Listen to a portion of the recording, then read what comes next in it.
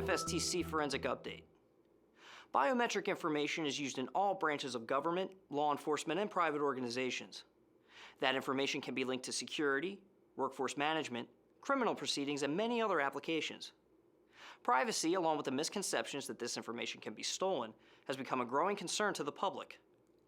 This week, we're continuing our series of interviews with subject matter experts to provide a better understanding of biometric data, specifically fingerprint identification. Joining me today via Adobe Connect is Greg Cannon, Senior Vice President of Technology and Architecture at Crossmatch Technologies. Greg, thank you so much for being with us today. Let's begin with smartphones. How does the fingerprint capture technology inside the newer versions of these devices actually use fingerprints? So I think that the sensor pretty much leverages the same kind of technology and techniques that we use in our live scan systems, maybe on a smaller scale. But the basic idea is that the sensor tries to detect the difference between ridges and valleys. And so it accentuates the ridges and generates a two-dimensional image that represents the ridges of your fingerprints. Like many sensors, it has dual use. So the same sensor that you would use to hit that home button, which you typically use with your fingerprint, it also has a fingerprint sensor built into that home button. So it's very convenient and easy. And another technology that's often used like this is a touchpad, where you'll move the fingerprint around on the device, like touch screen. And some of those things could also have a fingerprint sensor built in. But at the end of the day, a phone sensor is basically allowing a user to select a different operating point, where they trade off how they feel about convenience and security. And how is biometric data secured and privacy ensured when the technology is applied for commercial purposes, such as employee time cards and online purchasing? So the commercial biometric use is really kind of a new domain of use for a lot of users. I mean, different than the way you might use biometrics for background check or for coming into the country. This is a very different domain of use, and privacy is a big issue for a lot of these customers. They don't really want to worry that the information they provide for a time and attendance or a biometric payment or any other commercial biometric system would be used in a wrong circumstances. They don't want to see it being used in law enforcement, and they certainly don't want to see fingerprints that might be in law enforcement being used against them in the other way. So they're very interested in making sure, especially for commercial, that their privacy is protected.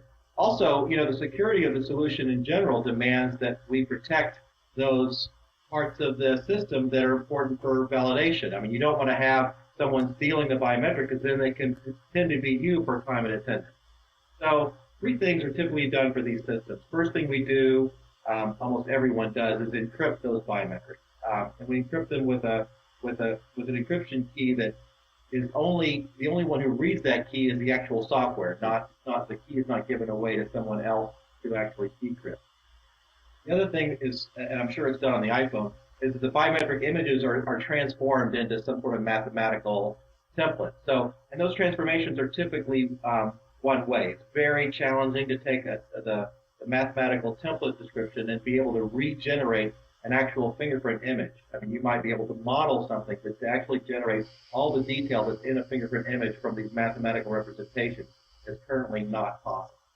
And the final thing is that the software itself that's used to do the biometric extraction and the biometric matching is often put into a secure computing environment, like a trusted computing platform, signed code, or even on smart cards. So when you do all those things, a good system integration or a good solution will have those capabilities that secure the biometric data and assure the privacy. Now, who has access to this data? Is it stored locally or in the cloud? In general, these systems, nobody has access to the data for commercial access. I mean, what you have is the ability, you might put these things in a database, and what you have in a database is the ability to query and search and update and delete. But the query and the search are pretty much not available. Those capabilities are not part of the capabilities of the biometric system. So you can update a biometric and you can delete a biometric, but you can't get it back. It's like a write-only memory.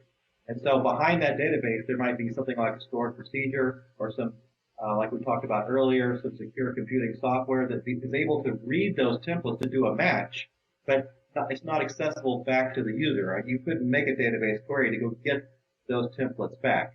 So in general, nobody has access to the biometric data. They're stored encrypted, and the only way that you get access to them is by asking whether or not the new fingerprint sample matches what was enrolled. Now, having said that, can someone actually steal the digital representation or mathematical equivalent of your fingerprint?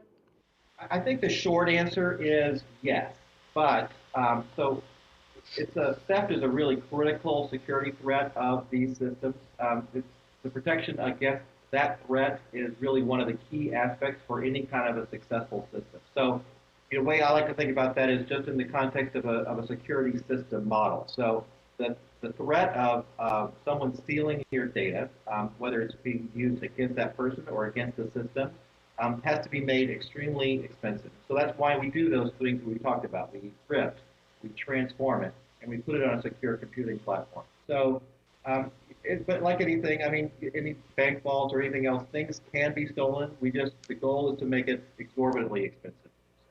Once you've created a digital fingerprint on a smartphone, for example, can that image be deleted? Yeah, I mean, like I said before, it's not only can it be deleted, it's encouraged. The implementation encourages delete and update and not anything else.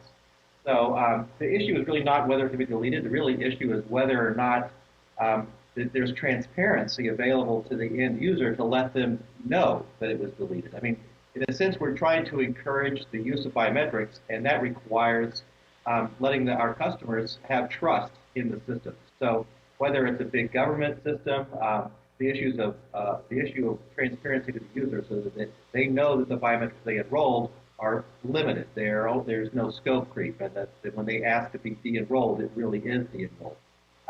So technically, it is being done, but I think the challenge is transparency, getting the users to have enough access to the systems that they know it's being done. Greg, thanks very much for being with us today. Oh, you're quite welcome. This week's Technique of the Week will have jewel thieves on the run. Expensive jewelry is always high on a crook's list when breaking into a residence. Click on the embedded link for part of our Collecting DNA Evidence at Property Crime Scenes training and get an inside look at how an empty jewelry box can help forensic scientists catch a criminal. That's it for this edition of the NFSTC Forensic Update. If you'd like to learn more about NFSTC projects and programs, click on the link in the video description below or log on to www.nfstc.org. For NFSTC, I'm Bill Duffin.